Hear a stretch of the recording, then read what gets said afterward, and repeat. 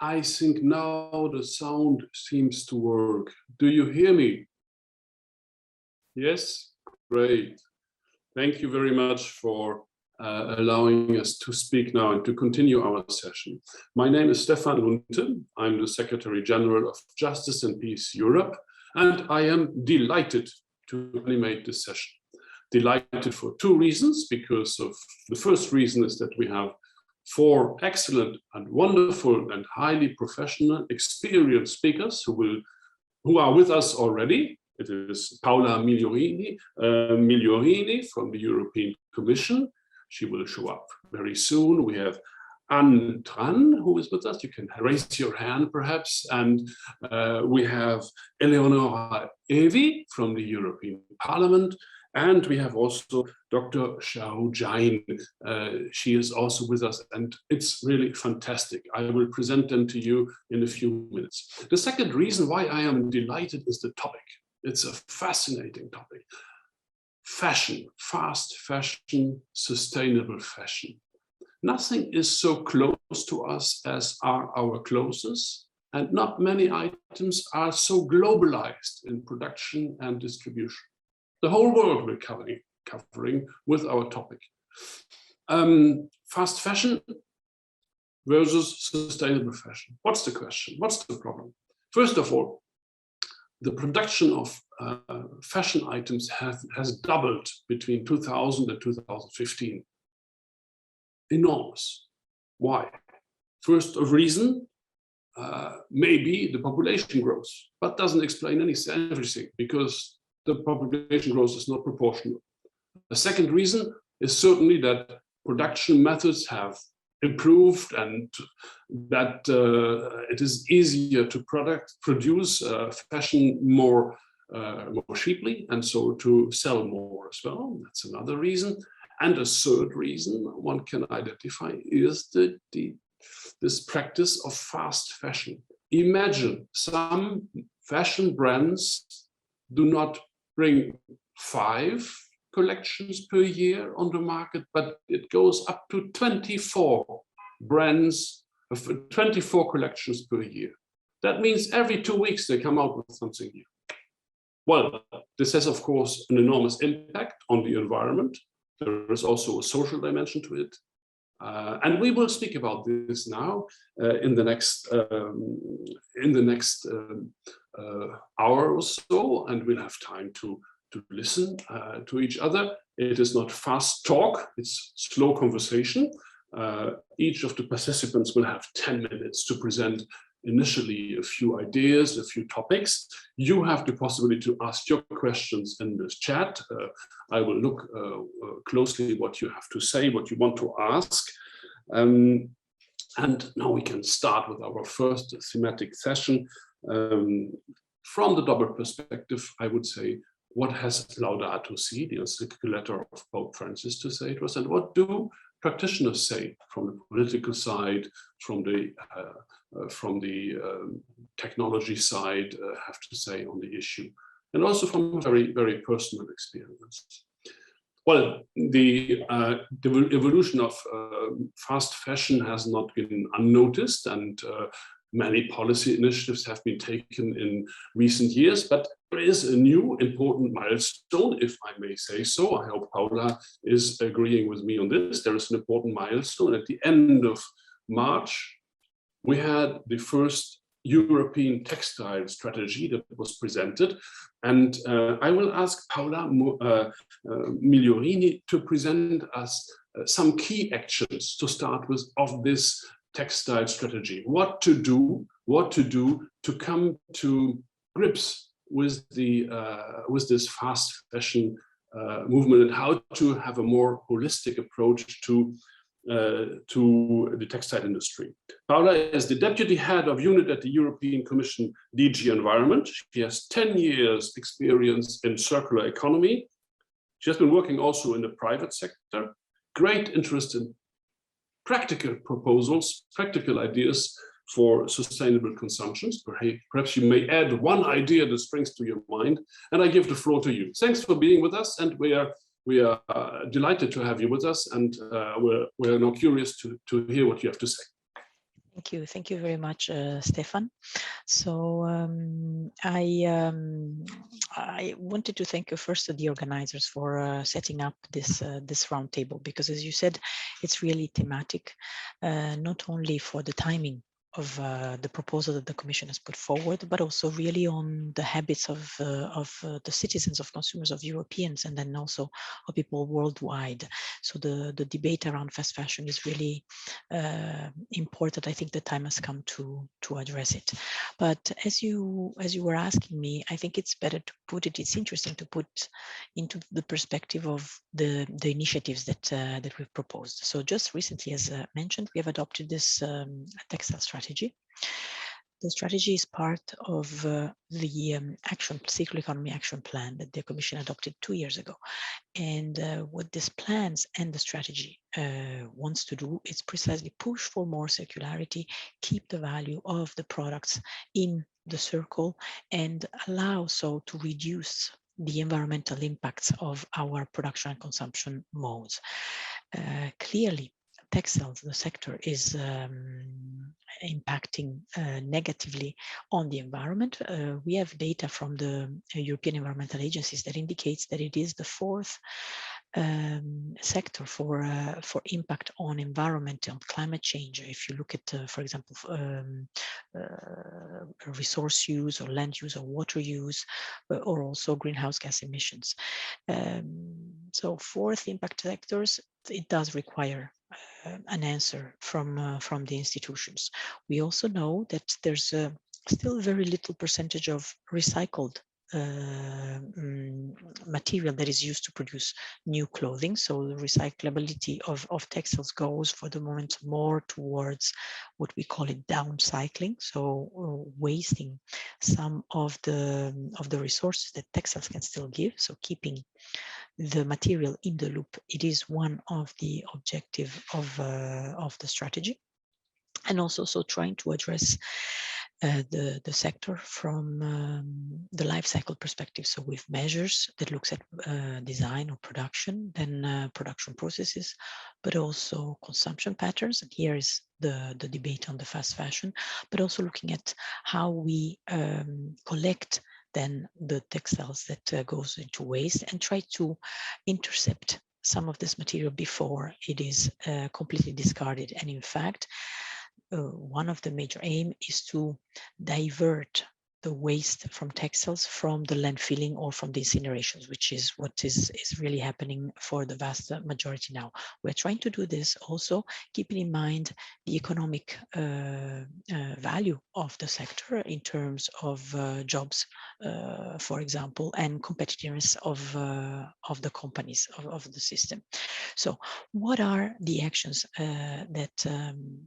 that we, how is the strategy presenting the topic? First, we have set in the strategy a vision where we want that within the next decade, we are capable to ensure that the textiles that are placed on the EU market are durable, repairable, and recyclable, that there is a great percentage of recycled fibers into the new products, then the textiles are free of hazardous substances, and then they are produced respecting social rights. This is, I think, an important element. And then, as I said, we have all these aims of making fast fashion out of fashion and trying to ensure that there are reuse and repair services that are widely available and that they are profitable. And at the same time, as we said, that we try to push for these business models that divert from wasting the textiles that could still have a value. What are the specific actions? So the textile strategy puts forward a 6 big chunk of actions, going from, as I said, eco-design to the other phases. If we look very closely at some of these measures, you will recognize that there are some that are more important or more impactful than others. The first that comes to my mind is precisely this eco-design for sustainable products regulation. It is a proposal that has been adopted together with the strategy, so also on the 30th of March. So it has to go through the normal process for adoptions by the co-legislator. So at least 1 year, if not 2, of discussions and negotiations between the Parliament and the Council. But the aim of this regulation is to ensure that sustainable products are the norm. How does it work? It's a regulation that works with work program of products. So we will start working on this work program of to define priority products by the end of this year. And textiles are likely to be retained, but textiles, as we say, it's a sector. So we need to define textiles products for which we will develop what we call implementing measures. So I'm getting a little detailed, but I think it's really what is of interest because the key issue will be to have measures that indicates to the sector, to the businesses, some rules for design, so finding the appropriate material and then the appropriate shapes to ensure, as I said, that we reduce the impact on the environment, looking at recycled content, for example. All these specificities will go into what we call an implementing act. So part of this eco-design for sustainable product regulation. There will be also measures within the same regulation for stopping the destruction of unsold or returned textiles. The specificities needs to be defined again, but this is an important milestone, I would say, considering the vast amount of waste, mountains of textiles that is considered waste that are totally lost. We are also going to address the unintentional release of microplastics from synthetic textiles. So for those of you that are interested and have been following the issues of microplastics from linked to release in the environment precisely, we're also looking to see how we can reduce the microplastics that sheds from washing the synthetic textiles. We are also looking to improve the information that we give to consumers on the product, so to give them better information and direct better the choices of their purchases towards sustainable products with a digital product passport. The specificity of it needs to be defined again, because it will depend, of course, from products to products.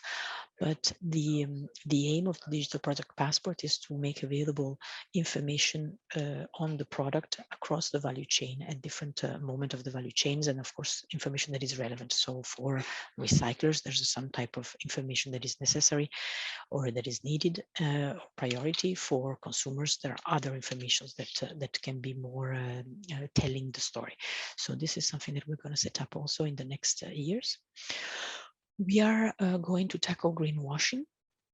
So that means that the claims that sometimes are made on textiles of being green or eco-friendly are in fact going to be forbidden. And at the same time, with a more specific initiative that we call it the Green Claims Initiative, so we're going to offer the possibility to compare products and textiles products and their own, based on their environmental footprint. Of course, compare products of the same category, clearly.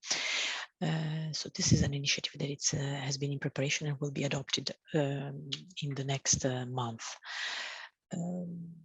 One important set of actions that I think are of interest to most of the participants today are the measures linked to waste and to the waste management. There is a mandatory separate collection provision that will kick in from 2025 to collect separately waste for in the context of municipal waste. So this will bring some disruption to the activities, and I think that currently are mostly done by charities. So it is a set of measures that we intended to bring forward together with all the stakeholders linked to the waste provisions. There's also something that the textile strategy announces, is to propose extended producer, an harmonization of extended producer responsibility schemes for textiles with eco-modulation fees. Now, what we were going to do is probably setting up minimum requirements. So then we're not proposing a European scheme, but requirements for each national schemes to tailor to their own national structure, but at the same time have minimum requirements, so then it's easy to move from one country to the other. So these, in a nutshell, are the most impactful measures. But as always in Commission documents or strategies, we foresee the sets of enablers, so funds from Horizon Europe, so for research and innovation program, or from LIFE, or also from cohesion policies instruments, in order to ensure that we can act on modernizing the infrastructure for recycling. So I would suggest that we continue the exchange in details, and I'm really keen on listening to the different debate that is going to stem this morning, because as you have understood, or I hope I made clear, the discussion starts now, or has started, but it's really on the content of each of the measures and how we can shape them in order to ensure that that textiles really become circular for the benefit of all the actors. So I would stop here, Stefan, and give you back the floor. But again, just to give you an overview, and then I'm available for further interaction. Thank you.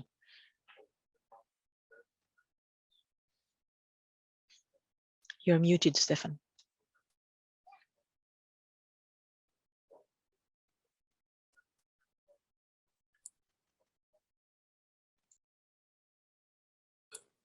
Oh, thank you. Thank you to the organizers to let me in again and to let me speak. I don't know for what reason I have not the permission to deal with my mic as I would like to do. Thank you, Paula, for this short presentation of the key initiatives of the textile strategy of the European Union. We understand it's not a law already, it's a strategy with a full scope of measures, eco-design, addressing unsold and returned textiles products, this digital product passport, which will help to counter greenwashing, to empower consumers through claims, and so on. Thank you. That's very interesting, concrete.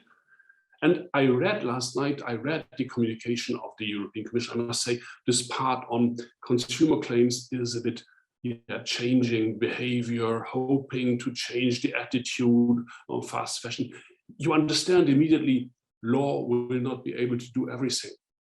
We have a different approach to clauses than just saying that this is something useful for us, and we have no further attachment to it. Clauses are very close to us, and they express something of ourselves. You are what you wear. There is a lot of symbolism around our clauses. Therefore, it's not so easy, even if you know and understand that's not good what we are doing, we continue to do it. We buy stuff. And so therefore is also a whole, there is an area where consumers are asked to be active, and it's not so easy. It's not only possible through law to deal with this. And that's why I turn to Anne now. Anne, she is from London and is taking part currently in an internship program in the European Parliament. I understand, I commend that you have a strong faith commitment. Thank you for that. You are inspired by Laudato Si, by the Encyclical letter of Pope Francis, which brings us together now. But you have also been involved in the university project on environmental impact of textiles, textile industry. Perhaps you can speak from a personal point of view, your approach, your reading of Laudato Si on the issue of fast fashion, and perhaps you can help us a bit about the question I just tried to explore a little bit. The floor is yours, Anne. Well, thank you, Stefan, and also thank you, Paula. It's been really interesting to just understand the whole concept of fast fashion. And I'm really excited to be here today to talk about fast fashion. I'll be speaking from a personal capacity and from a UK experience on what fast fashion is doing in our culture. And as a consumer myself, I love fashion, and I won't deny that, because it's very hypocritical for me to preach about fast fashion when I've also been part of it. But I don't think we're aware of how often we contribute to this culture.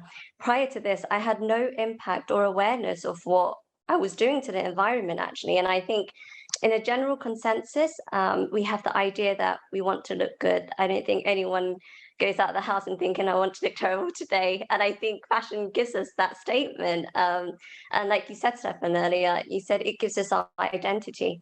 And I agree with that. And I was just thinking about our UK culture. We have a culture of charity shops, and throughout the years, it's always been quality stuff that we get from charity shops. And over the years, I've been traveling to EU countries, just, you know, working and also being a student. And what I found was that it was very difficult for me to access charity shops in different EU countries, which is such a norm in the UK. To an extent, that's something that we could be proud of, but also at the same time, what I've noticed is the quality deteriorating. We have fast fashion taking over what we can produce in quality clothes. So for example, what I used to be able to buy in charity shops now, it's just poorly made. And what I would think to charity shops is they're not able to resell these clothes because it's just badly and poorly made. So it begs the questions, if one man's trash is another man's treasure, how do we learn to change our culture and attitude towards clothes? Doesn't mean that an old clothes that we don't wear often, it just no longer has significant value. It's our attitude towards it. And I truly believe in this, because when I work with the youth, I ask them themselves, would you go into a secondhand shop and buy clothes? And they said no. And I said, why not? They said someone would wear it. But then I would pose the question, I would think, well, when you go into a shop, you buy a piece of clothing, you wear it, it might not fit you, doesn't look good, you return it in the shop. But the shop has policies where they can actually wash the clothes and resell it for that same price too. But how would you know if that's clean or unclean? That's subjective to the eye of the person who sees the piece of clothing. And I really think we need to break down the mindset of understanding what is clean, what is unclean as well, and to learn to value each clothing for what it is. And I really do believe that Pope Francis is really encouraging us to really be aware of this wasteful culture. And unfortunately, even as a young person, I think we contribute towards this. I think social media plays such a huge role in our attitude towards clothes. You know, taking really nice pictures on Instagram, I think getting a lot of likes, and then you're buying a certain clothes, and then you're just, you know, engaging in that social change. But at the same time, to look at it a bit positively, fast fashion breaks down social economic barriers, meaning what you think about looking good means you're spending a lot of money to look good. Actually, fast fashion is making it accessible for those in the lower incomes to actually play a part of that role. So actually, it's a catch-22. You know, trying to understand fast fashion, but understanding that it can also be that barrier that can be broken down for social inequality for groups who may or may not be making access to these type of clothes that they want to wear. And now, in terms of on a global scale, I'm pretty sure you guys are experts way more than me. This is just my side passion projects that I'm aware of. But on a global scale, this like produces 92 million textiles material wastage per year. And I think if you actually think about it and break it down, I'm pretty sure everyone experienced garbage trucks going down our streets, you know. But imagine that every second, and that's just only clothes. We're not talking about household wastage in those trucks. We're talking about clothing, and just that sheer size and imagining that really puts things into perspective on how much we value our clothes these days, and how easy it is to throw things away without thinking about it. And I think that's the danger of it. And so, you know, plausible solutions, I don't know. I just think there's just a real difficulty around the textiles industry at the moment. And there's this term that we use in Parliament in the UK, and I'm pretty sure a lot of politicians get a bit scared when they hear this. It's backlogs, and that basically means, you know, accumulation. You have backlogs of COVID, backlogs of passport, backlogs of casework, backlogs of wastage when it comes to clothes as well. And we have to be aware of that we're accumulating a lot of clothes without realizing it. And I think that's something that we should be more conscious. And I think not only for the youth, but we should also be aware that we can change the mindsets of our consumers as well, and our attitude towards this. So for example, the UK introduced that 5p, when you spend grocery products, you get charged 5p for a plastic bag. And now that's increased to 20p. And now I'm wondering if there can be a same concept to clothes as well. If it impacts our pockets, then we realize, oh, even though you think it's not indirectly affecting you, it's indirectly affecting the way that you think of how you spend clothes. If maybe businesses can have different models of encouraging to bring clothes that they buy from their brand and use that to repair, and in return get a discount. We can't just eliminate, businesses. We can't work together, consumers. We have to separate that in order to save the environment. I don't believe that's Catholic social teaching. I believe that we have to work together to be able to build a model that is sustainable so we can move forward to the future. So yeah, I hope I haven't spoken too long. And more or less, this is my ideas around this and my faith impacting my understanding around clothes. Thank you, Anne. Thank you for your so lively contribution. I understood a lot about consumer behavior, changing consumer mindsets. Yeah, that's the big thing. Our notions about cleanliness and not cleanliness, good initiatives like charity shops, the impact, the importance of social media. All this is playing into a very complex endeavor to change our attitudes, our habits, our consumer modes. This morning, when I came to this office, I tried to calculate how much is the weight, what is the weight of what I'm actually wearing at the moment. And I came up with the idea it must be about 1 kilogram. It's hot outside, it's warm. So therefore, 1 kilogram, that's what I wear on me. And then I came to my mind the fact that on average, every European throws away 11 kilograms of textile per year. So I should throw away 11 times per year what I'm actually wearing. That's too much. It's just too much. And how can we get a stop to it? How can we bring this to how can we organize it? Not a U-turn, but a turn or a break or something like that.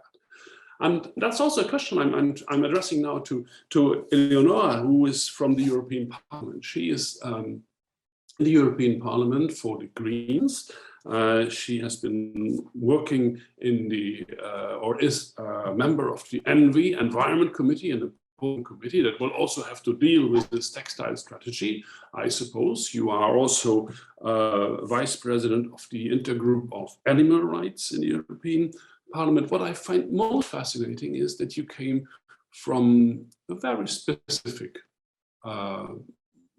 civil society project on textiles, on using plastics for decoration, for clothes, for accessoires. You came into politics. Maybe you can explain also a little bit about your way and how you went into it, because this is also our topic of today: 2 generations, 1 journey.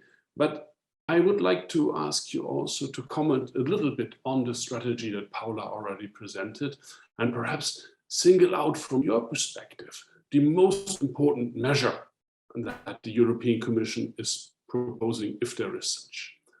Thank you, Eleonora, for being with us this morning, and the floor is yours.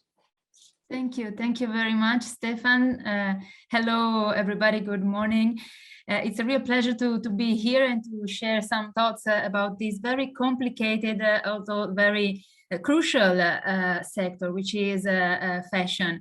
Yes, I'm a designer by background, so that's why back in 2009, so it was very long ago, I participated and I was working on this project trying to reuse plastic bags and plastic waste in order to create clothes and accessories, and it has been a very nice experience. But this gives me also the opportunity to study, to better understand how really it is important the way we design our products. And the fact that the 80% of the impact of a product is defined at very early stage, namely the design stage. So it's such an important thing that we think and we design products that today that are in a completely different way than the one we did in the past, because we simply do not, we cannot simply support and accept anymore the situation where we are living today. And I just want to recall a few data that really struck me a lot when I first read it out. For example, the fact and that Paola from the Commission already mentioned regarding for example, the carbon emissions related to textile, to the fashion industry, which accounts between 8 and 10%, which is a lot. 9% of the microplastics that go in our oceans come from textile. And one other data and figure that really strikes me a lot is that only 1% of our clothing worldwide is recycled into new clothing. This is really striking and gives the impact among many other figures and data that that define and describes the impact of this sector. But of course, unfortunately, the problems related to the unsustainability of the fashion industry go well beyond the environmental ones, because the fast fashion industry is renowned for violating not only environmental standards, but also human rights, as the Nike sweatshop scandal and the Rana Plaza tragedy dramatically told us. It is important for me to stress this fact. Consumers in the EU and worldwide therefore need to know how many natural resources it takes to make the clothes that we wear, how many greenhouse gas emissions a t-shirt produces, and how much land requires the cotton that feeds our throwaway fashion culture, and the impact on people, on people's rights, on people's lives. And the EU, so back again, in Europe, is no stranger to these unacceptable practices and worrying contexts, but actually it is one of the major responsible. Europe is indeed one of the biggest global markets for textile, and it is also home to many of the sector's most powerful companies and to millions of textile jobs. So Europe overconsumption of clothes, shoes and household textiles uses up to 675 million tons of raw materials every year. So again, here we have huge responsibility to act to transform this sector. But one point I want to stress is the fact that the burden to leave fast fashion behind should not just be on consumers. Buying fast fashion is not always a matter of choice, and Anna also was making a point on this. Fashion at affordable prices is essential for people with fewer financial resources. So the demand for fast fashion will not vanish if we are able, until we will be able to tackle inequalities in our society as a whole. A shift in the fast fashion industry cannot come from consumers alone. So that's why, together with my colleagues from the Green EFA group, I have been strongly advocating for policies to promote a sustainable and circular fashion. We sent a letter to the Commission in January calling for a higher ambition on the upcoming EU strategy for sustainable and circular textile. And at the end of March, as Paola was recalling, the Commission published the strategy, which sets out the plans to bring more sustainability to the textile industry. which is a sector today that goes under-regulated, so it's very much largely under-regulated. So in line with our main ask, the strategy aims to create a greener sector and sets different objectives for 2030 to ensure, for example, that textile products placed in the EU market are durable, repairable and recyclable, free of hazardous substances, and to a great extent made on recycled fibers. Efforts to address key issues such as overproduction and overconsumption are a welcome start to address the industry's severe environmental impact. Despite the lack of binding climate target for the sector, are very encouraging those initiatives to devise eco-design minimum requirements, to extend the lifetime of textile products, and to ring-fence a share of the proposed harmonized extended producer responsibility fee for waste prevention and preparing for reuse of textile. Most of these measures are yet to become concrete legislative proposals, though. The Commission committed to present an action plan for a transition pathway for the textile ecosystem, but at the end of this year, as we were listening. We need to ensure that now these words are translated into meaningful actions and into real industry accountability for all companies, regardless their size. And just a few more comments. We Greens, we ask, for example, and we will fight for example, another thing, which is a strict ban on the destruction of all unsold textile products. This is something really a shame, really shameful, because today huge quantities of products are going simply destructed because they are unsold. It's a real waste. However, and this is another comment to the strategy so far, to me very important, one element is completely missing from the strategy at the moment, most notably the social one. And it is unacceptable that the key human rights aspects are overlooked from its focus for the moment. So the Commission, in my opinion, has failed to commit to more protective environment for workers and social enterprises. And on this, I really believe we will have to look into detail and to work more in order to improve what is already on the table. Just one last point I want to make is that, you know, we have just concluded the one-year work on the Conference on Future of Europe, which has been a huge initiative of participatory democracy, where 800 randomly selected citizens discussed with politicians, with representatives at national level, with civil society, with industry, and it came out with a long list of recommendations in order to build our house, which is Europe, in a greener and fairer way. And one recommendation is specifically on clothes, and I want to read it out because I think it's very important to see and to listen that there's this kind of awareness also among citizens that are asking, they recommend the European Union to find regulation mechanism for fashion products entering the common market. This mechanism would aim to encouraging better consumption thanks to an indicator guaranteeing that products meet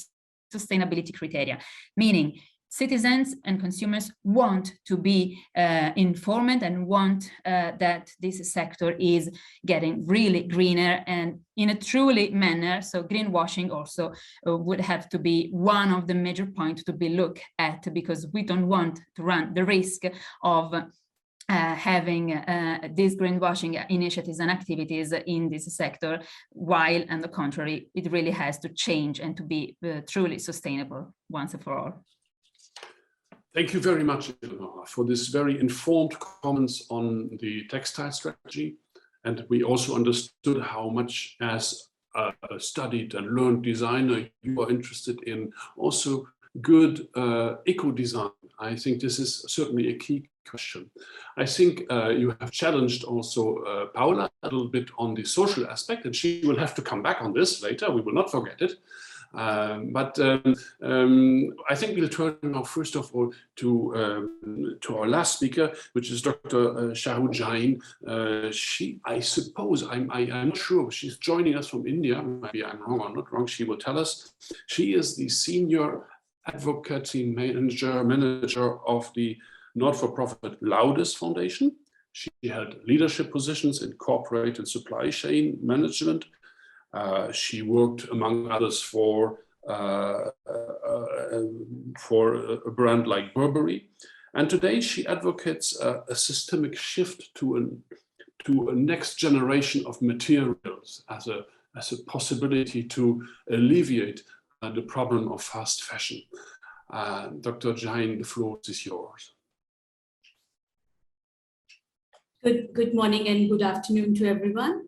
Can you hear me now? Well?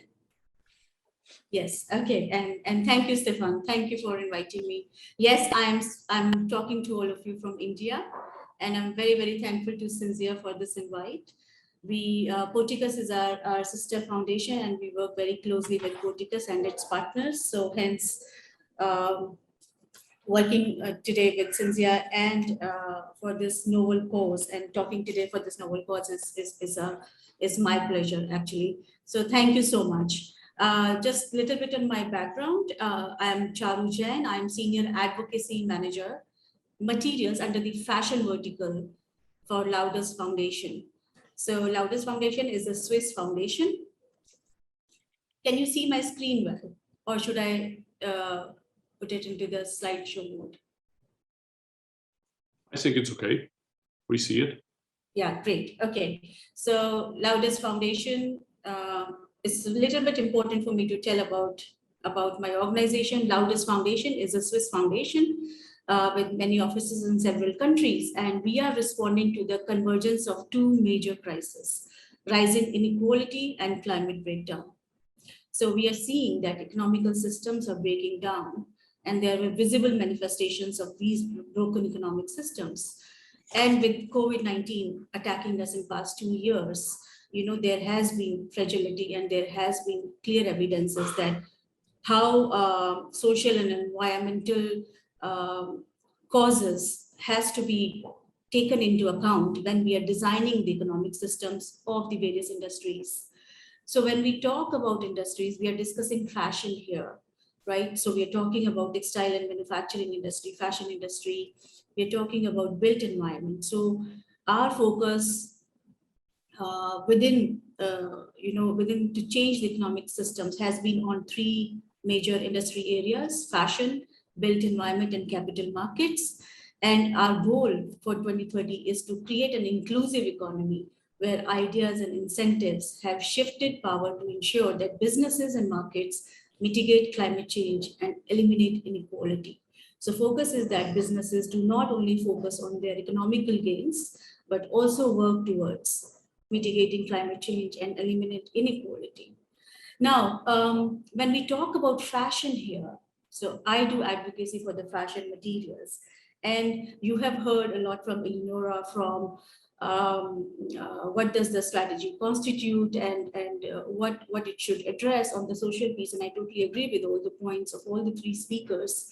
Let me give you a little bit of technological, ecological, and agricultural perspective of the materials that you're putting into the fashion life cycle, right? So being a manufacturing expert, sustainable manufacturing expert, I feel that this quote from His Holiness Dalai Lama is very, very, relevant here, that just as the ripples spread out when a single pebble is dropped into water, all of us, each and every individual, can have far-reaching effects. So that means when you're talking about sustainable consumption and the fast fashion, if each and every one of us as an individual being takes care of our actions and be mindful of our ecological and social impacts, we can have impacts to address the climate change and inequality.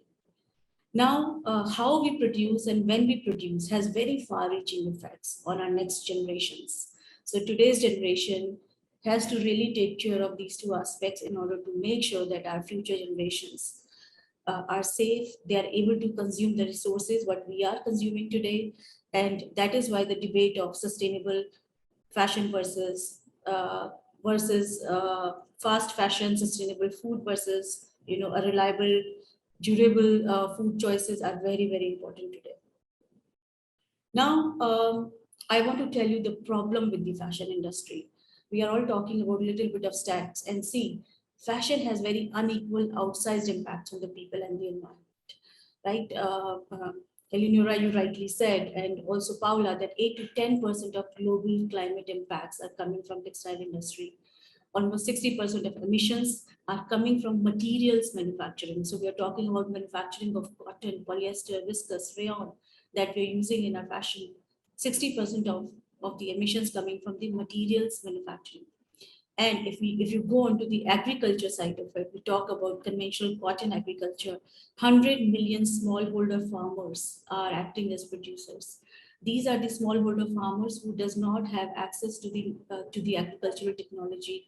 They do not have right access to food and water and electricity, and they are just farming based on their old traditional practices. And when they're given with pesticides and urea kind of pesticides to help them increase the yield of their production, they just take it and produce it. So because at the end of the day, the only reason they have is to gain the economical benefit. 60 million supply chain workers are there in this industry, 60 million. So we are not talking about small numbers here.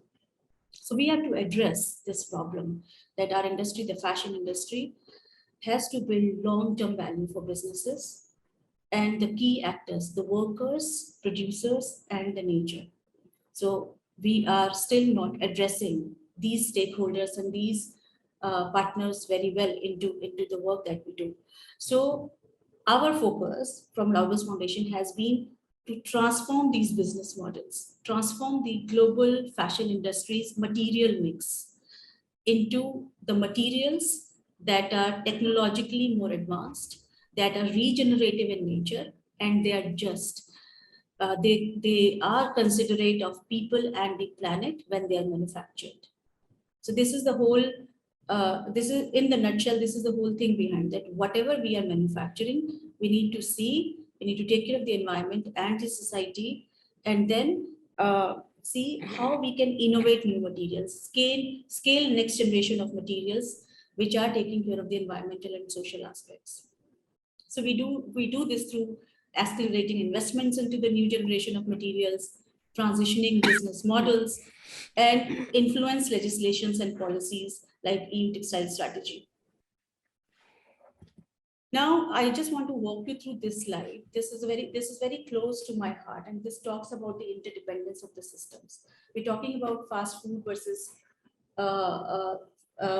conventional food, and we're talking about fast fashion versus sustainable fashion. See the interdependence of the systems, and you will see that in the center, the core are materials. When we talk about materials, these can be food materials, these can be fiber materials for fashion, these can be agro materials for any other industry. But what you will see is that, let me just make it large. What you will see that the materials, the raw material for fashion does not exist in isolation. So if you look at the left side, the chart, it tells us that fashion's material mix is highly unsustainable based on oil-based synthetics. 62% of the global fashion materials is polyester, which is purely manufactured from oil and gas, right? 25% is cotton, which is 100% agricultural-based commodity, and the highest consumption of pesticides in the agriculture. 7% comes from viscose, comes from the forest-based resources, and 6% are others, like other technical fibers, etc., or maybe other agri-based fibers. Now, this 62% is coming from oil and gas industry. This 25% cotton is based on the food industry, food cycle. So this chart explains that the materials that we use, whether in food industry or fashion industry, they are interdependent on each other. If I grow cotton in my farm, or the farmers are growing, they are not growing cotton in isolation. Cotton crop works and it is cross-cropped with many other crops like soya, like soybean and pulses and many other things. So fiber supply chain is dependent on food supply chain and fuel supply chain. And this 7% of viscose is dependent on forest supply chain. So these fours, fiber, fuel, food, and forest, this cycle is very, very independent in nature. And that is why the concept of ecological conversion is very, very important. So what we need to do, that if we want to be highly dependent on the materials like cotton and polyester, we are not only impacting the supply chain of the textile fiber supply chain, we are actually severely impacting the supply chain of fuel and food and forest, and we are making ourselves a very natural resource intensive supply chains. So in order to reduce our impact from the climate and the environment, we need to change the way we manufacture things. We need to change the way we manufacture materials. And we need to foster Dr. Jain, this is extremely fascinating. Yes. Can you nevertheless accelerate a little bit so that we... Sure. So this is the problem with me. When I get into the subject, I just can't control myself, but thanks for the reminder. It's very understandable. So we need to transform the business models that will require work at the system level, spanning and fashion and global industries to change. Now, let me give you a quick example of sustainable cotton. So when we talk about cotton becoming organic cotton and sustainable cotton, we have to change the farm-based approach to the landscape-based approach. Because when you're changing one conventional cotton farm to organic cotton farm, you're just changing one farm. But what about the next farm and the adjacent farm? So really have to change the crops to the landscapes, and we have to move away from single farm-based certification to the wider landscapes, and we need to create structural changes. And that is where the civil society organizations and governments and different producer groups have to come together to create this large-scale systemic change and impact. Then only we can see the results in the reduction of climate mitigation, and we can see that how GHG emissions and soil health and how farmers' resilience is going up. So this was one example. Now, I think the next thing everybody has already touched upon, but I will just tell you that is why the EU policies are very, very relevant. EU Green Deal and Circular Economy Action Plan, and coming out from that is the EU Textile Strategy, which we focus on. Paula and Eleonora has spoken about it. Textile strategy is very important. We are seeing this as a very important directive, which can be implemented not at the EU level, but its impact on the implementing countries as well would be very useful. For example, manufacturing countries where the fiber and the garments are manufactured, like India, Pakistan, Bangladesh, whole of Asia, they need to understand the EU textile strategy, and EU should also work with the implementing countries to see how this strategy can be understood so that manufacturing countries can align their regulations with this. But yes, sustainable product policy explains, so I would still come to that. The three major directives really explains, how a product, a garment should be manufactured. Waste framework directive really guides us what is the waste hierarchy, how waste should be reused, recycled, recovered, and disposed. Extended producers' responsibility is very strongly taken in the implementing countries, because producers are thinking what are their responsibilities when they manufacture the garments. And green claims and consumers is something I really love, because greenwashing practices has to go away, and labeling should give very, very correct information to the consumer. Consumer has the right to know what they are wearing and how they are supposed to treat it. So use of unreliable labels unreliable labels should be washed off from the system, and correct information should be given.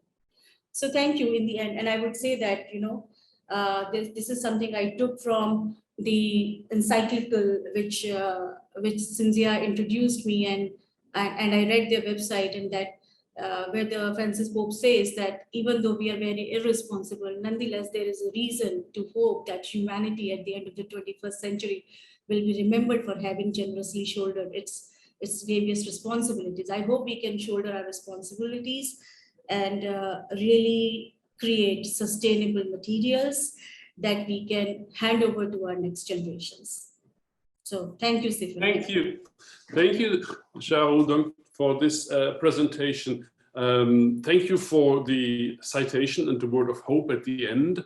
Thank you for insisting on the interdependence of the system. I like the 4 Fs. This is really very informative. We learned a lot. We learned also through your interesting and overviews and charts. That was very helpful. I think it was also important to insist on the importance of starting also at the beginning, not only with design, but also with the products, the materials, that there is a lot of work to do.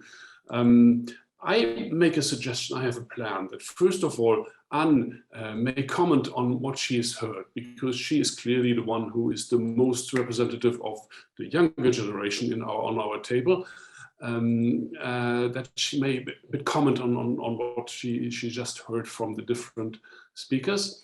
And then there is the possibility for Paula, perhaps to react to Eleonora and her quest for having more importance put on the social aspect of the textile strategy. And then we have Eleonora. She may be reacting a bit to your approach, Dr. Jain, and finally you come back on the floor as well again. And first of all to you. And you can of course present your questions in the chat, dear participants. Also, thank you, Dr. Charu. You mentioned about long-term business and valuing employees who contribute towards the business. So how do you balance your business aims, selling clothes, but also the desire to reduce consumerism when you advise these companies on sustainable clothing? So we are not into, yes, that's for me, Anne, right? Yes. So Laudato Foundation is a family philanthropy, it's a corporate philanthropy. We are not into business, but we advise businesses, right? So your question is right. So the hunger and the craving for the fashion, it is very directly related to the quantities and the durability of the product. So fast fashion can really be substituted by good quality, high value product, which can retain with us for long term, right? So why we go for fast fashion is because it is cheap. It is made of materials which are easily manageable. You don't have to iron them. You just, wash and wear and without ironing, you just take them and they're cheap and you find them easy to throw, right? But this throwaway culture has to go away. This throwaway culture cannot survive.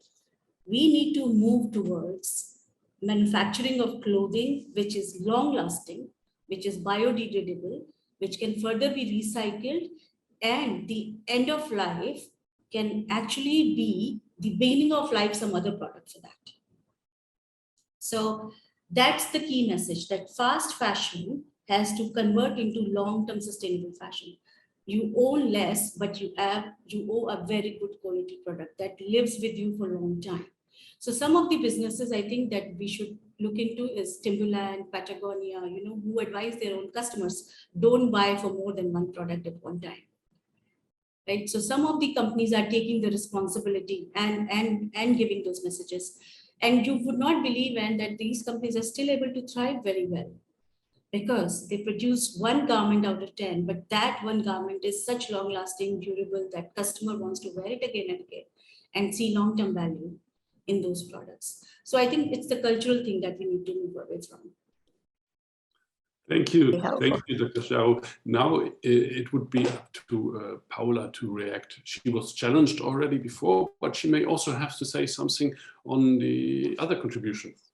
Yes, thank you very much. In fact, I really would like to echo what Dr. Xiao has said about the engagement of some businesses. So precisely, we need to work with different business models, and there are many companies that are taking up and making the secondhand fashionable. So in that sense, this is how really you contribute from the fashion perspective to the sustainability of the entire sector. So this is one thing, and clearly there are some runners up, and I know, because I've been exchanging with these stakeholders, that the important brands of the fast fashion are interested in this, and they are exchanging and they are really exploring these solutions to increase the sustainability of their own activities on one side.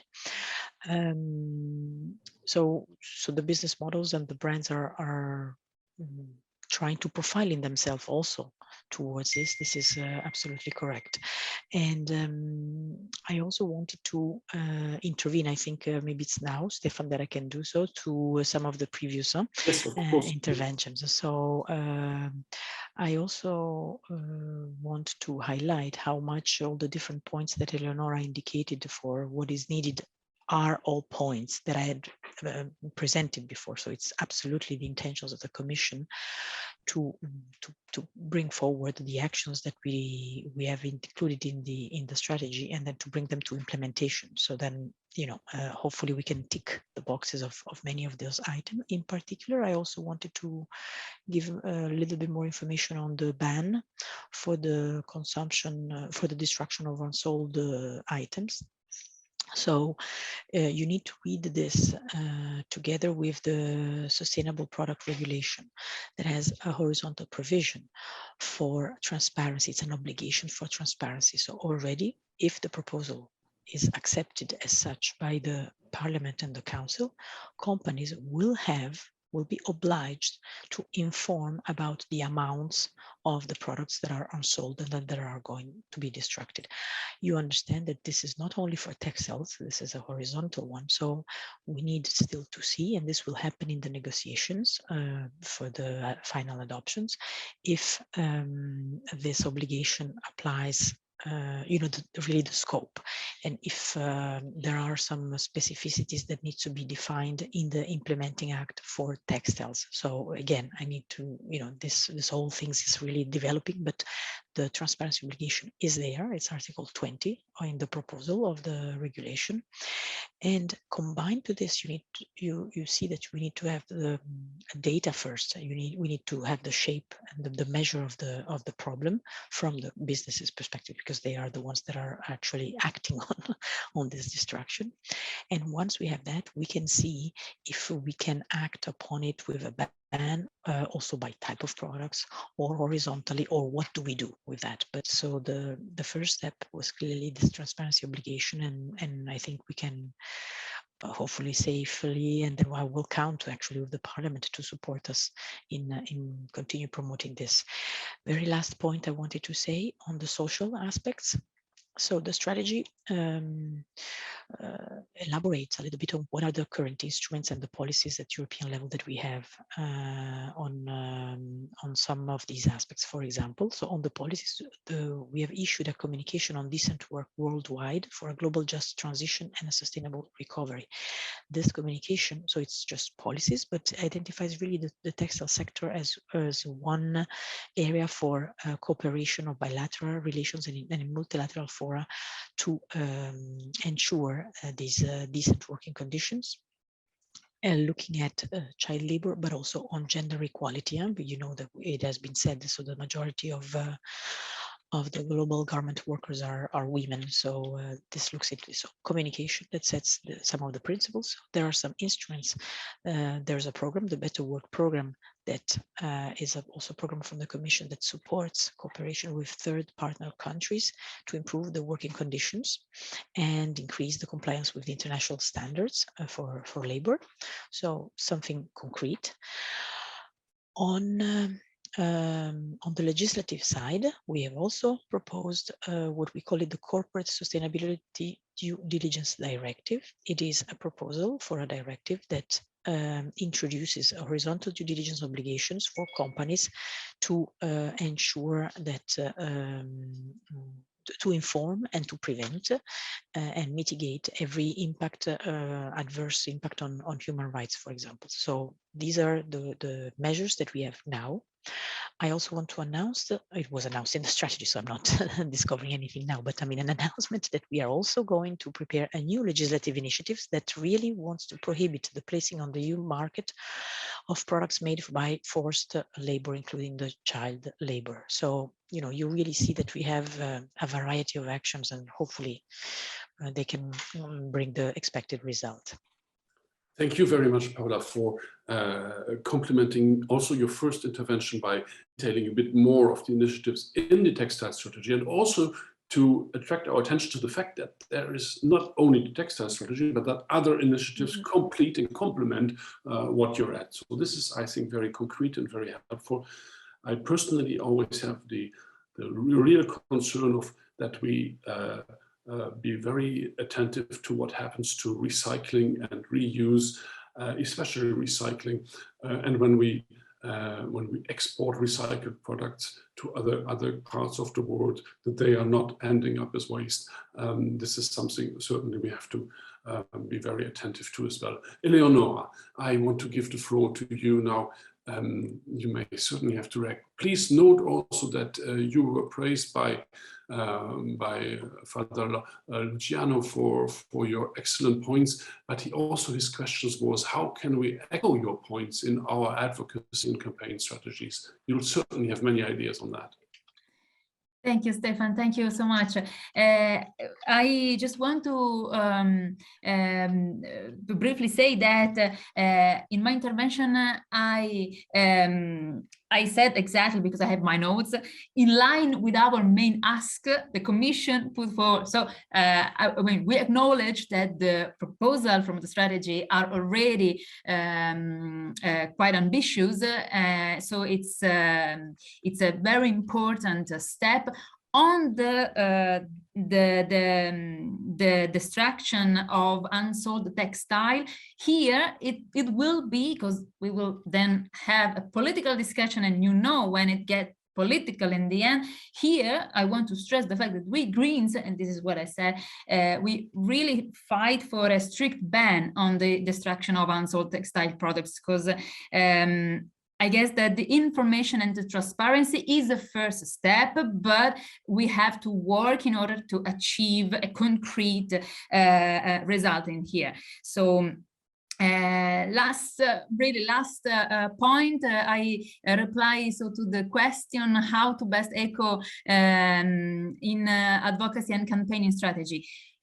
Well, it's now time to make pressures on politicians and on institutions, because you always have to have in mind that from one side we have the European Parliament, so MEPs at the European level, that has to be taken into account regarding their action and positions, but also never forget that the Council is taking a place, which is governments. So also pressure on a national level, it's always important. How to do so? I strongly recommend to use participatory tools that Europe already makes available to citizens, and unfortunately today are not so that well known. For example, the petition, European petition. Every single citizen can file petition to the European Parliament, where there is a specific committee dealing with petition by citizens.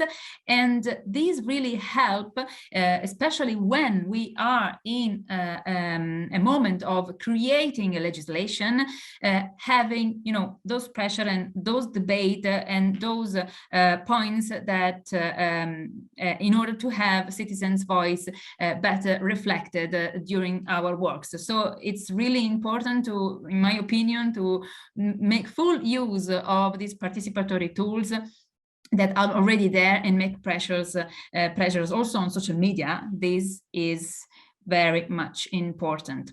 Thank you.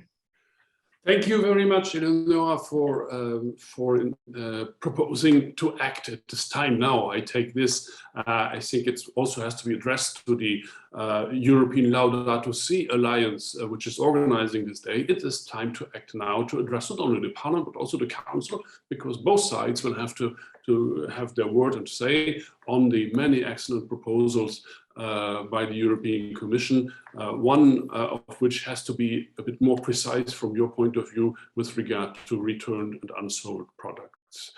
A final word in this round to Dr. Chao Jain. Thank you for being with us from India. It's a long distance, but you are so close by us. Thank you.